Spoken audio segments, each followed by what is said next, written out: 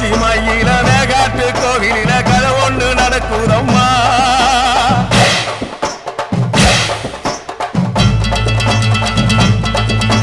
காட்டுப்புலி ஒண்ணு காயம் பட்டு போச்சே காரணம் யார் சொல்லம்மா.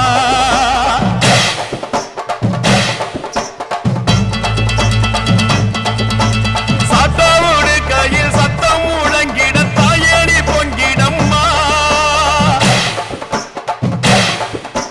சாத்தாவோடு கையில் சத்தம் முழங்கிட தாயேடி பொங்கிடம்மா. சூளக்காளியே அத்தா தாயே சூளக்காளியே